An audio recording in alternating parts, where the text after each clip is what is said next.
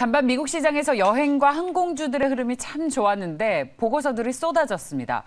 오미크론보다는 리오프닝에 관심이 높다라면서 간밤에 미국에서 관련 주식들에 대한 긍정적인 보고서들이 쏟아 나오자 주식시장에서도 바로 반응을 했는데요. 국내에서도 호재가 나왔죠. 내국인 면세 구매 한도가 43년 만에 폐지된다고 합니다. 자, 이제 항공주, 면세점주 그리고 여행주들 정말 적극적으로 투자할 시기가 온 것일지 저희 결정적 투자 오늘 인포스탁데일리의 김종효 의원과 함께하겠습니다. 어서 오십시오. 네, 안녕하십니까? 네, 저는 이 소식을 듣고 참 반갑더라고요. 구매 한도가 폐지된다니.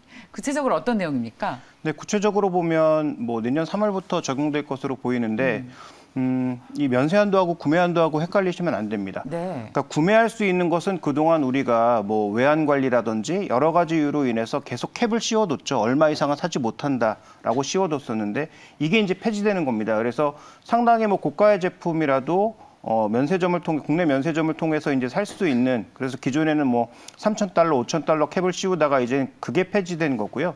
다만 이제 면세 한도는 그대로 유지되는 것이기 때문에 비싼 제품을 사면 그에 관련된 세금은 좀 내야 되겠죠. 그래서 일단 정책적인 효과 자체가 얼마나 있을지는 이 면세 한도 때문에 좀 제한적일 수도 있다. 이런 생각은 좀 들긴 합니다. 그렇지만 어쨌든 향후 소비를 늘릴 수 있는 정부의 소비 진작책이 어제 이제 대거 여러 가지가 나왔는데 그와 관련돼서 이 면세점의 면세 한도가 아니고 그 구매 한도를 폐지시켜 줬다라는 것은 어쨌든 해외에서 사던 사람들이 국내 면세점을 이용해서 살 수도 있겠구나라는 정도의 모멘텀은 있다 이렇게 보시면 될 것 같습니다. 그러니까 지금까지는 면세점에서 $5,000, 그러니까 한 500만 원 정도 수준의 물건을 사는 게 이제 상한선이었다면 이게 풀려서 소위 말해서 1,000만 원짜리도 살 수 있고 2,000만 원짜리도 살 수 있고 네, 그렇죠. 그런 거잖아요. 해외 사이트를 통해서 사던 것을 국내 면세점을 통해서도 살 수 있다. 다만 이제 세금 이슈는 조금 다른 문제다. 이렇게 봐야 되겠죠. 그렇지만 세금은 그대로 내야 되고 네. 근데 그 세금이 만만치가 않잖아요. 그렇죠. 아무래도 고가 제품에 대한 세금은 당연히 비싸니까. 그렇지만 어쨌든 이 면세 한도와 관련돼서 어쨌든 해외 제품 가져올 때 관세를 내고 이런 여러 가지 절차들이 있었지 않습니까? 그런데 이제 국내에서 사게 되면 거니까. 그런 절차는 또 간소화되니까 해외 구매와는 또 다른 그런 효과는 분명히 있는 것이죠. 그래서 어쨌든 지금 노리는 것은 그런 비싼 제품을 해외 사이트나 해외를 이용해서 사던 걸 국내에서 살 수 있게 그래서 그런 이전 소비와 관련된 기대감이 일부 있다. 이렇게 볼 수가 있겠습니다. 면세점이라고 해서 비용 측면에서 어떤 이익이 있을 줄 알았는데 사실 20% 정도 세율로 관세를 내게 되면 비용 측면의 이익보다는 절차의 간소화 이득이 생겼다라고 보는 게 맞겠네요. 그렇죠. 그리고 이전 소비가 되면 해외 쪽에서 소비되는 게 국내 쪽으로 들어오면 어쨌든 국내 소비가 늘어나는 것이니까 우리가 소비하는 금액은 똑같지만 국내에서 소비되면서 국내 경제 지표에 잡힌다라는 그런 차이는 존재하는 거죠. 지금 계속 저는 이제 소비자 측면에서 얘기하고 있고 우리 위원님께서는 계속 기업이나 어떤 국가의 경제 측면에서 얘기하고 계시고 좋다 말았네요. 세금 많이 내야 되네요. 1,000만 원짜리 사면 200만 원의 세금을 내야 되는 겁니다. 자, 그래도 말씀처럼 이제 절차의 간소화 그리고 국내 내수 시장을 활성화하기 위해서 정부가 내국인 면세 구매 한도를 40년 만에 폐지한다는 칼을 빼들었습니다. 민생 경제 활성화 계획 중에 하나인데 그런데 사실 여행을 못 가기 때문에 어차피 면세점을 갈 일이 별로 없는 거 아니겠습니까? 네. 일단 우리가 좀 살펴봐야 될 것은 그 오미크론과 관련된 여러 가지 지표들을 좀 살펴보실 필요가 있겠는데요. 네. 먼저 제가 준비한 화면을 조금 보여주시면 전체 숫자 자체는 어느 정도 좀 제어가 되고 있는 것으로 보입니다만 이게 이제 국가별로 잘 보셔야 되는데 미국에 늘어나는 숫자 그다음에 지금 영국이라든지 일부 유럽 국가에 증가하는 숫자가 굉장히 크게 나타나고 있습니다. 우리가 동남아시아를 비롯한 단거리도 많이 가지만 실제로 장거리 여행에 대한 수요가 굉장히 높았던 것 아니겠습니까? 그런데 미국이라든지 유럽이라든지 이런 쪽에서 지금 신규 확진자가 워낙 빠르게 늘고 있고 미국은 오늘 또 우세종이 됐다는 그런 얘기도 나왔고 이런 변수들이 좀 존재한다는 점을 살펴보실 필요가 있겠고요. 이렇게 확진자가 늘어나는 것이 실제 경제에 어떻게 반영되고 있는지를 살펴보면 지금 미국의 그 이동성 지수, 구글 이동성 지수를 살펴보시면요. 리테일 쪽에서 조금 줄고 그다음에 공원 쪽에서 조금 줄었고 그로서리나 파마시 쪽에서는 큰 움직임이 없었는데 지금 보시면 교통, 그다음에 일하는 일터 이런 쪽에서는 이동성 지수가 크게 감소하는 모습을 보여주고 있습니다. 그다음에 대표적으로 또 지금 충돌이 나타나면서 확진자가 늘고 있는 것이 영국인데요. 영국도 지금 보시면 리테일이나 슈퍼마켓, 공원 이런 쪽은 그렇게 큰 변동이 없습니다. 그런데 여기도 대중교통, 일터 이런 쪽에서는 30%가량의 급한 변동성이 나타나고 있어서 지금 오미크론과 관련된 우리가 여러 가지 변수를 너무 확정적으로 보고 움직이는 것은 위험하다라는 거죠. 그래서 방금 말씀해 주셨던 대로 어차피 여행이 단기간에 뭔가 바뀔 가능성은 낮다라고 봐야 될 것 같고요. 너무 기대만 앞서가는 것은 최근에 시장 흐름도 그렇게 좋지가 않은데 상당히 부담스러울 수 있으니까 이런 부분들에 대해서는 약간의 좀 제어가 필요하지 않나라고 보고 있습니다. 네. 그리고 저희 지금 제작팀에서도 계속 그런 얘기를 하는데 아니 여행을 갈 수 있어도 요즘 호텔 가격이 그렇게 많이 올랐다면서요. 다 올랐죠. 호텔뿐만 아니라 그다음에 아시는 것처럼 외국 갔다 오려면 그것도 관광 목적이라면 당연히 그 PCR 검사를 본인 돈으로 해야 되잖아요. 그 비용도 또 적지 않은 비용이 들고요. 국내도 비싸지만 미국 같은 경우에는 굉장히 좀 비싼 것으로 또 빠른 처리를 하려면 이 병원에서 굉장히 비싼 비용을 내야 되는 것으로 알고 있고요. 그래서 최근에 아시는 분이 좀 미국에 다녀오셨는데 PCR 검사 비용으로 한국과 미국에서 든 돈만 거의 100만 원 가까이 들었다라고 하더라고요. 그래서 여행 비용이 생각보다 굉장히 높아지기 때문에 이런 그 장벽이 존재한다라는 것도 우리가 좀 살펴볼 필요가 있습니다. 너무 놀라서 턱을 제가 잡아 올렸습니다. 야 너무하네요 진짜. 100만 원. 그렇다면 이 내국인 구매 한도가 폐지됐다 해도 오미크론 변수 때문에 해외여행을 자유롭게 갈 수도 없고 이렇게 비용 측면에서 계속 부담이 된다면 우리가 기대하는 그리고 정부에서 기대하는 효과가 상당히 제한적일 수 있을 것 같습니다. 네, 효과는 아까도 말씀드렸지만 면세 한도라든지 여행의 어떤 움직임이라든지 이런 게 좀 제한될 가능성이 여전히 높기 때문에 말씀하셨다시피 효과는 제한적일 수 있고요. 그래서 만약에 이 뉴스가 정말로 결정적이었다면 오늘 관련된 종목군들이 크게 움직였어야죠. 그런데 주가가 모든 걸 설명해 주지 않지만 많은 걸 설명해 주고 있고 투자하는 사람들이 가장 스마트하다는 거죠. 그래서 해당 주가가 오늘 그렇게 크게 움직이지 않는 것은 이 해당 이슈에 대해서 악재는 아니지만 좀 신중한 어떤 그런 뉘앙스를 보여주고 있다. 예전처럼 9월 달에 나타났던 야 우리 내년이면 여행 갈 수 있어라는 그런 기대감을 섣불리 가져가기보다는 조금은 신중한 모습이 나타나고 있다라고 봐야 될 것 같고요. 대표적인 종목인 호텔신라가 오늘 움직임이 크지가 않잖아요.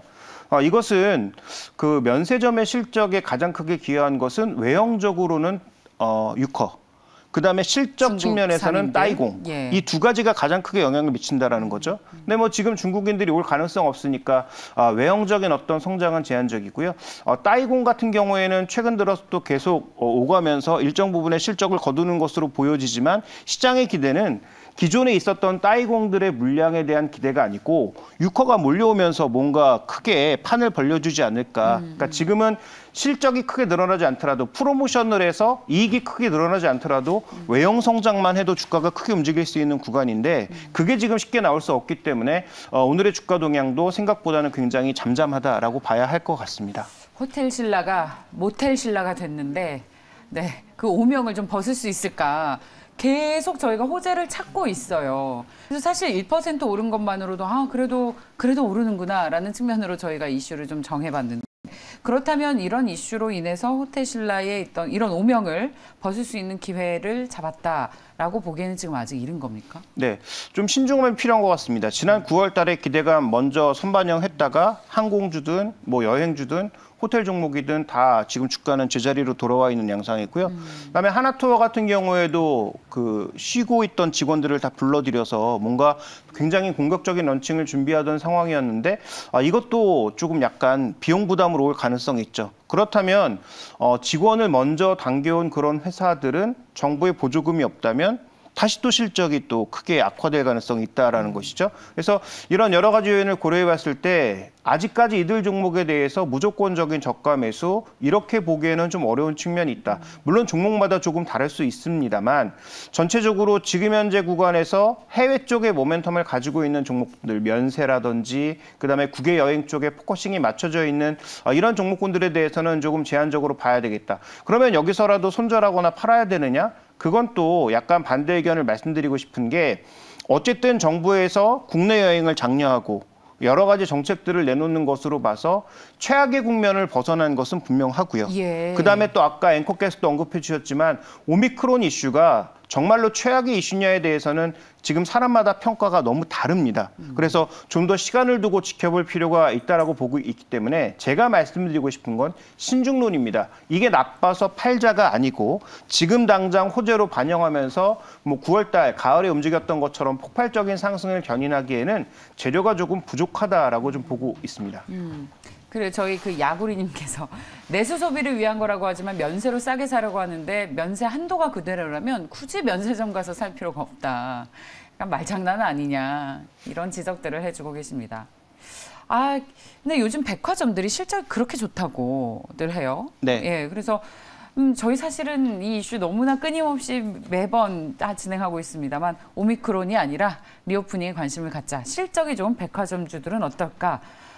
여기에다가 내국인 구매 한도까지 폐지가 된다면 면세점주와 또 백화점주 뭐 이런 종목들이 좋지 않을까라는 투자 아이디어를 좀 가져가 보고 싶은데요. 일단 지금 말씀하신 건 다 맞고요. 그러면 그게 이제 주가에 얼마나 선반영되어 있는지 주가에 녹아 있는지가 이제 중요할 텐데 백화점 종목군들의 핵심 포인트는 해외 소비를 하지 않으면 대내 소비가 늘면서 대내 소비 증가에 따른 긍정적 효과가 있을 거다. 이건 분명합니다. 그런데 거기에서 그치면 우리가 이제 그 백화점 기존 유통주에서 따로 성장 모델을 특별히 보지 못했던 거잖아요. 네. 그래서 그 안에서 뭐 M&A 같은 것들도 계속 진행이 되고 있었고 실제로 업황을 조금 바꾸려고 하는 그런 여러 가지 시도들이 있었고요. 특히 이제 면세점 쪽이 크게 성장하면서 3대 백화점이 모두 면세점 쪽에 굉장히 올인하는 그런 모습을 보여왔기 때문에 이런 여러 가지 요소들을 종합적으로 고려할 때 유통주 전반적으로는 아까 말씀드렸던 대로 조금은 신중함이 필요하다.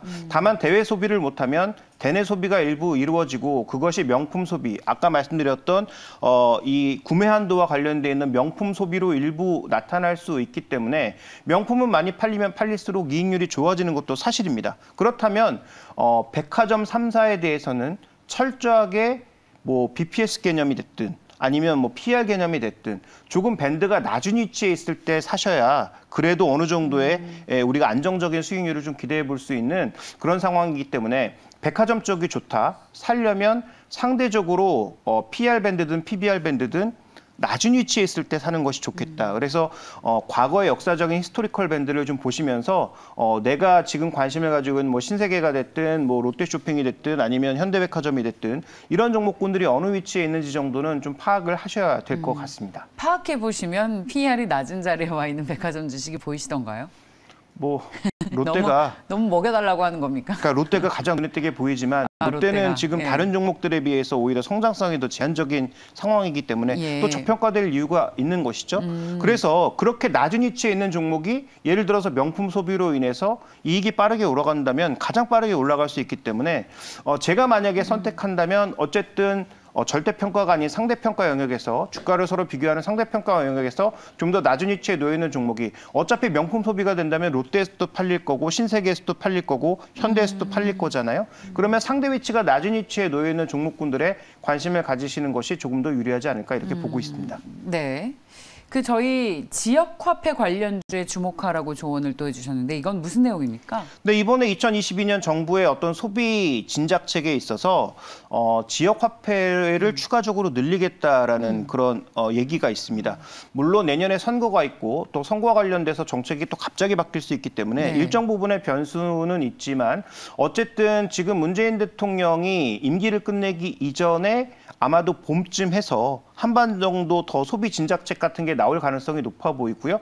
5월 달 뭐 소비 주간 같은 것들도 있고 그와 관련돼서 추가적으로 일단 지역 화폐를 늘릴 가능성이 있기 때문에 관련된 종목군들에게는 수혜가 뭐 들어갈 수 있겠죠. 그런데 뭐 최근에 뭐 이게 약간 정치적 이슈에 껴서 뭐 대선 관련주, 뭐 후보 관련주로 좀 엮이고 있어서 뭐 부담스럽긴 합니다만 어쨌든 지역 화폐 쪽은 추가적으로 조금 강해질 가능성이 있기 때문에 예. 저는 이 소비 관련돼서 우리가 살펴봐야 될 것은 기존의 유통산업도 보지만 이런 지역 화폐와 관련되는 종목군들에 대한 관심도 일부 필요하지 않을까라고 판단하고 있습니다. 지역화폐 관련 주식은 뭐가 있습니까, 위원님? 대표적으로 코나이 같은 것들이 있죠. 그래서 코나이 같은 것들이 실제로 지역 화폐를 발행하고 운영하는 데 있어서 업력이 쌓여 있기 때문에 이런 부분들이 분명 영향을 줄 것으로 보여지고요. 또 다 아시는 것처럼 지역 화폐가 이 백화점이라든지 아니면 대형 쇼핑몰이라든지 이런 쪽과는 조금 연관이 없기 때문에 지역 화폐와 관련되어 있는 종목도 마찬가지로 최근에 주가가 이런 것들을 반영하면서 너무 흥분했다면 살 필요가 없겠지만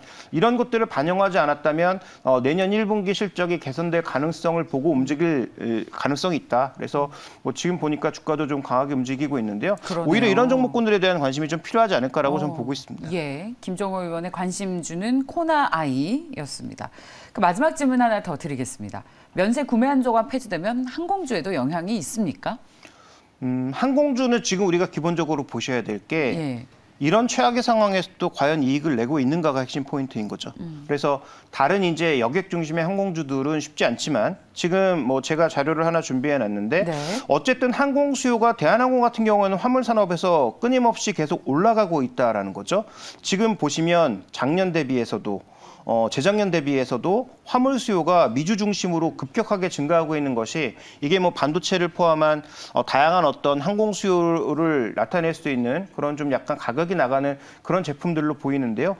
이런 것들이 기본적으로 있기 때문에 항공 쪽에서 화물 수요 쪽에서 이익을 내고 있고 화물 운임도 여전히 높은 수준에서 머물고 있습니다. 그러면 여기는 여객 수요가 따라지면 뭐 이런 표현 좀 죄송합니다만 소위 얘기하는 대박.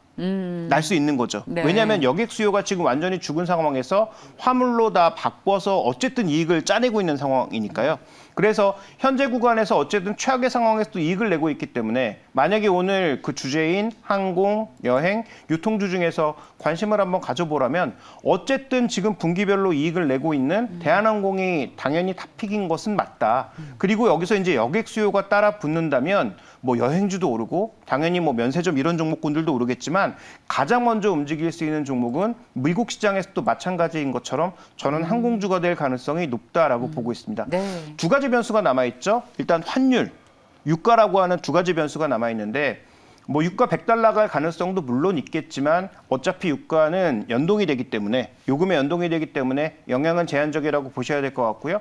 환율은 가지고 있는 이 달러 부채가 계속 문제가 될 수 있다는 관점에서 추가적으로 원화가 초약세를 보이지만 않는다면 아주 큰 변수는 되지 않을 것 같은데 이 두 가지 변수는 조금 유의하셔야 될 것 같습니다. 네, 감사합니다. 오미크론보다 리오프닝에 관심을 갖는다면 대표적으로 항공주가 가장 빨리 많이 오르겠다라는 의견으로 정리하겠습니다.